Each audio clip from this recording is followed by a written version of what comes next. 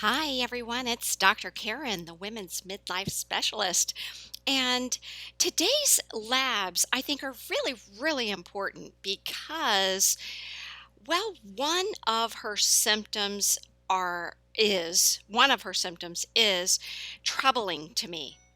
And I think that it's a symptom that many women actually experience. And so this gives me an opportunity to uh, talk with you about this particular symptom and this particular thing that can happen to women during midlife. So, that symptom, I'm just going to throw it out there right now so you know whether or not you need to listen to this whole video or not. And that is the lack of zest for life. So, that particular symptom, in and of itself, is going to be a very important thing that we cover at the end of this video. However, the entire thing is going to guide us to that particular thing. Now, there's other interesting things about this video and SF. We're going to call her SF. She's 54 years old. She's postmenopause. She hasn't been on any bioidentical hormone replacement for 2 months, but she was on it 2 months ago. And she was placed on it by her primary care physician. And we did get her dosing because things were not making sense when I saw her labs. And so I had to ask some questions by email, and she was kind enough to answer them quite completely, allowing me to have a better peek into her life. So this was extraordinarily helpful for me, and I so appreciate when you take the time to help me out here as well. And I know we're helping each other, right? Okay, so here's the deal. Here's what she told us. When she was on hormones, bioidentical hormones, it helped with her hot flashes and her sleeping. But she started developing tender nipples and pelvic pain. You know that kind of pain that we get, that discomfort that we get right before our periods. It's kind of that dull, weird, full, achy feeling that we get. Every woman knows exactly what we're talking about when we describe that. And there's no actual word for it. I wish there was a word that described the entire feeling. But anyway, what she did when she started getting those feelings is she backed off the dosage. Now, it was a combination bioidentical hormones in one container. So her biest, her progesterone, and her testosterone were all in one container. So they couldn't be backed off individually. They were backed off as a unit. That's the first thing that's important to know. Now, this helped her symptoms that she was having in terms of tender nipples and pelvic pain. But then, after just using them for a couple of weeks, she noticed that she was getting more cold sores on her, probably on her lips. Actually, she didn't say her lips, but let's just say cold sores on her lips. So, cold sores is from a herpes simplex virus. There are two types of herpes simplex viruses, 1 and 2. A lot of people don't know this, but one can be transferred to, one is generally the one we see on the face, around the nose and lips and mouth. And 2 is the genital herpes simplex virus. And a lot of people don't know this, but one can be transferred to the genital area and 2 can be transferred to the lips. So it helps to know whether you have 1 or 2, but it's not totally necessary. So in any event, herpes simplex virus is extraordinarily common. The last I read about it, which was really some time ago, over 75% of the population has been exposed to herpes simplex virus 1. But not all of us actually get cold sores. So that herpes simplex 1 is cold sores on the lips. The stress brings it out, sun brings it out, illness brings it out.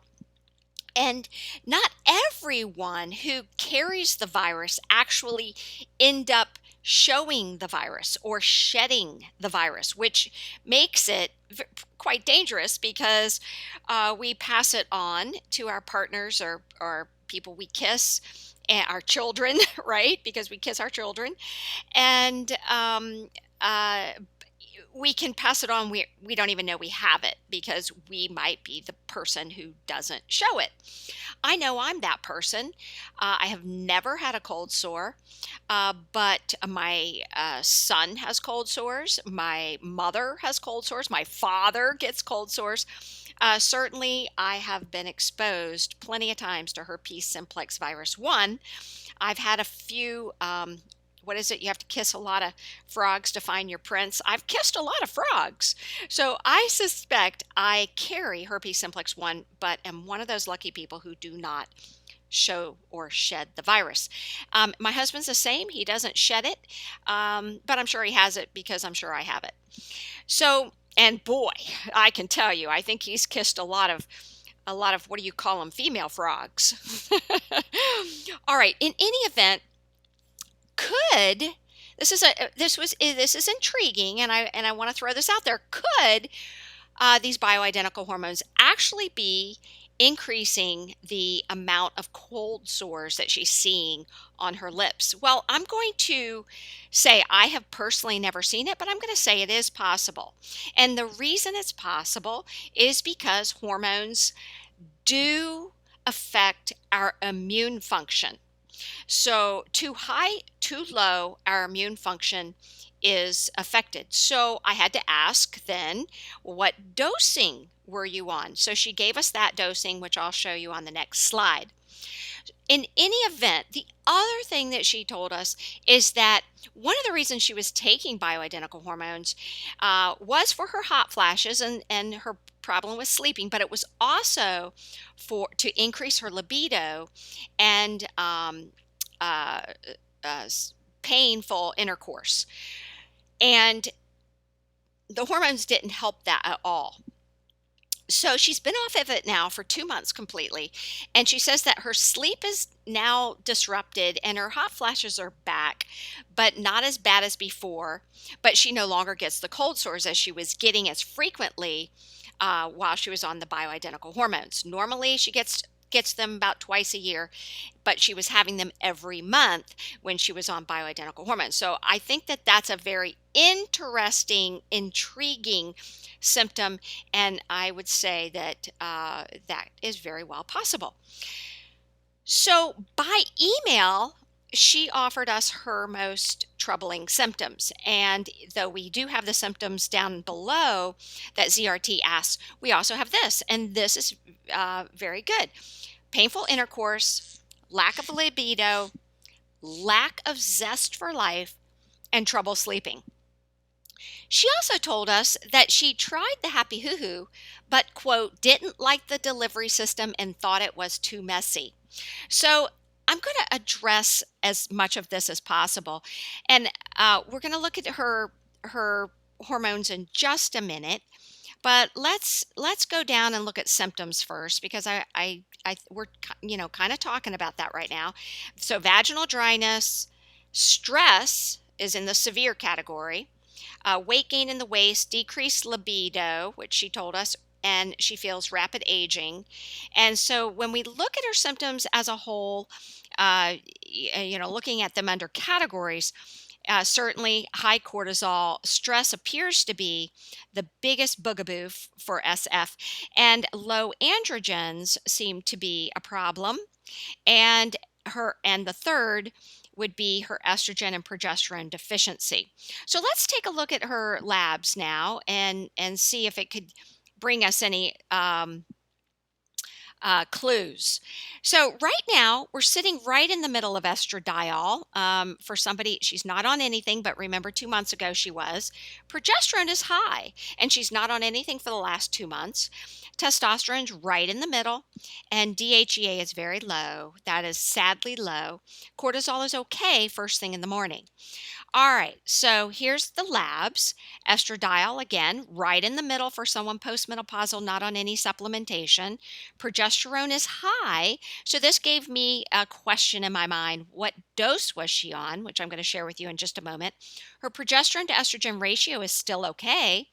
Testosterone is 26, which is okay right here for someone not on treatment, probably higher when she was on supplementation because it's been 2 months. DHEA is dreadfully low, cortisol okay. So let's take a look at the next one. All right. Actually, this is geez, did I not where is it? Be patient with me. All right. Okay. I neglected to save the one that had her dosing. But you know what? I remember what. No, I didn't. Here it is down here. I just did not highlight it. Doggone it. Okay, you see my hand right here? This is what she was on before. She was on 1 milligram of estradiol, E2, 1 milligram. That's equivalent to 5 pumps twice a day of hormone heaven. She was on E3 estradiol 2 milligrams, progesterone 160 milligrams, testosterone 6 milligrams. Now, this she was taking 1/2 to 1 milliliter per day, which means if she took a half, she'd be getting 0.5 of estradiol, 1 milligram of estradiol, 80 milligrams of progesterone, and 3 milligrams of testosterone. If she took the full dose, she would be getting this dosing right here, 1 milligram of estradiol. And she communicated that she took sometimes half the amount and sometimes all of the amount. So of all of these, the two that are probably excessive is progesterone. 5 pumps twice a day of hormone heaven gives you the maximum amount of estradiol any woman should have. That provides 100 milligrams of progesterone. So really this balance is probably too much progesterone. And as far as testosterone goes, that's a lot of testosterone, 6 milligrams. 3 milligrams would put her higher than 3 milligrams would put her higher than normal, and probably higher than even a 30-year-old. So 6 milligrams is going to be pretty high. Some women can handle that, but it's women who are working out who can handle that. All right, women who either have a lot of muscle or are building a lot of muscle and breaking down muscle because they're strength training, that's when they can use doses of testosterone this high. If you're not doing that, these are going to affect your immune system, all right? Because you are not going to use that up. There's just no way. That's a lot of testosterone. Now, okay, so, all right, so what can we do? What can we do for SF? Because her top 4 symptoms: painful intercourse, lack of libido, lack of zest for life, and trouble sleeping. And she tried the happy hoo-hoo, so this painful intercourse is a problem. She tried it. She didn't like the delivery system. She didn't like the fact that she thought it was too messy. And she tried bioidentical hormones, and she thought it caused cold sores after a couple of weeks of using. Though it did help her hot flashes and it did help her sleep, it was these were problems for her. So what can we do? All right. So basically, the first thing that you have to figure out are your priorities. SF, that's the first thing I want you to figure out. So everything always in life boils down to your priorities, right? So this is one of those cases where I just have to say you have to pick your horse and you have to ride it. Meaning you have to decide what is most important, go to it, and do it. Okay? And so you've got a variety of different symptoms. You're still searching for an answer, which I'm extraordinarily proud of you for doing. You're not letting it go. You're not letting it die. You're not letting your horse die, right? You're going to make those horses get up You just have to decide which horse you're going to pick and go for it. So I'm going to give you my personal opinion. Now, remember, this is my personal opinion. And you have these symptoms, you have these complaints, you have, a bunch of stuff that only you can decide. So I'm going to give you my 25 cents worth. Okay, number one, I think you should give bioidentical hormones another chance, but at proper dosing. I honestly do. I think that the 160 milligrams of progesterone is too much, and I think that the 6 milligrams of testosterone was too much. And I think that that is what affected your immune system and brought those cold sores on. And I think you did the right thing by getting off of them, because obviously the appearance of cold sores is an indication that your immune system is low. Okay. So now there are things that can bring out cold sores. The sun can bring out cold sores. Doesn't mean that the sun causes an immune suppression. That is not true. The sun doesn't do that. But for some reason, the herpes simplex virus comes out with sun exposure. So that is not related to immune dysfunction. But low immunity will bring it out. Like, for instance, commonly people get those cold sores when they get a cold, when they get another virus, or they get pneumonia, or they get a UTI. Because the body is focusing on healing some other illness, a cold sore can come out. So I think you did the right thing, SF, by stopping that, because you knew something wasn't right. So I think you ought to give it another chance. I think that you should do a proper dosing, and I think that would be with Hormone Heaven. So that's what I'm going to recommend. I think to bring you up to better levels, you're going to see this progesterone is going to start plummeting in the next month or so. This was probably way, way, way high, much, much higher than 422. But remember, that's not terrible. If you're supplementing, you can go all the way up to 3,000, and the ratio will be stay optimal within 100 to 500 range, but your levels won't get as high as they likely were before. This estradiol is going to come down. It's going to come down even more as these levels come down. It takes about 3 months to get back to your baseline from before you were actually using. So you may have more sleep problems, you may have more hot flashes, I don't know, but as those levels come down, those things may come back, because right now you're still balanced with a 301 progesterone to estrogen ratio. That's probably why your hot flashes in your sleep is not as bad as it was before you started hormones, but it may return. It may get worse in the next month or two. So Hormone Heaven would be my first choice for you at 2 pumps twice daily. That's going to give you a lot less than what you were taking before, because remember, 5 pumps twice daily is equivalent to the 1 milligram of estradiol you were using, but it's also only equivalent to 100 milligrams of progesterone, where you were taking 160. So that ratio is going to be better for you. And then the other thing is, we want to excuse me. Testosterone is a controlled substance. So if you wanted to use a little testosterone, and you wanted to go back to your doctor and say, I want to go back to trying some testosterone, I would recommend starting with 1 milligram a day. Okay, 1 milligram a day. Maybe pop it up to 2 milligrams if you're, a busy, active woman and have good muscle mass, or you're working on getting good muscle, but not 6 milligrams. Also, at the same time, you need DHEA, and that's going to increase your testosterone a little bit. And this by itself is limiting your immune function. So you need to increase this DHEA right here. You're way down here. Very important for immune function. So DHEA, I would recommend 5 milligrams to start, and then increase that to 10 milligrams. Well, as far as your painful intercourse, I'm just going to have to say, pick your poison. My dad used to say that to us kids, well, pick your poison, do this or do this, it's your decision. So pick your poison. Sometimes it's not always so great. And, if if you don't like the happy hoo-hoo, maybe there's some other treatment that you can use.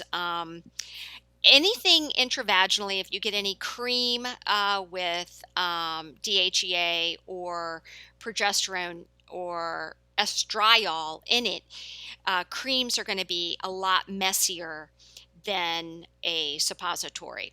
So with a suppository, at least if some of the medium, the fatty acid medium that leaks out overnight, at least it wipes off super easily first thing in the morning and it's over. But with creams, they leak all day and you almost have to wear a panty liner sometimes. So, pick your poison. Maybe you don't want anything at all, but um, it's not going to go away. You're 54 years old, and it unfortunately gets worse as time goes on. All right, so pick your poison there. As far as the L-lysine, make sure you're taking 1,500 milligrams a day. You could take 500 3 times a day. You could take 1,500 milligrams all at once. The research studies show that this is the dose to suppress herpes simplex 1. And the research also has proven that you could take it all at once a day, instead of having to separate it out through the course of the day. So I just wanted to give you that little tidbit. That's a very, very common thing, and I want to make sure everybody gets a chance to know about preventing outbreaks of herpes simplex virus. Okay, so lack of zest for life. Honey, this is my biggest worry. It really is. All that other stuff is so easy to fix. It's so easy to fix. You buy the products that you like, you use the products, you stay consistent, things get better. But this one requires a little more work. And this one is so important because I've experienced it. And once you experience something, you never forget it. And this is just not, in my opinion, acceptable in life, because this is our life and this is all we have. Now, for some people, it's depression. Sometimes depression can cause a lack of zest for life, but it's probably not the case with you because you just rank depression as mild. That usually means that you're saying, well, maybe I have a little mild depression because I really don't have any zest for life, instead of the other way around. Like, my depression is severe, so I don't have any zest for life. So I think in your situation, it's probably not depression. So other than depression, what could it be? It's almost always because you've lost your passion. You've lost your purpose. So I want you to think about that. When people lose their zest for life, and it's not depression, it's almost always because they've lost their passion, their purpose. So a loss of purpose can happen at any time of life. And stress can cause this, because excess stress can cause people to give up their passion. In fact, if stress gets so great that it takes over, the passion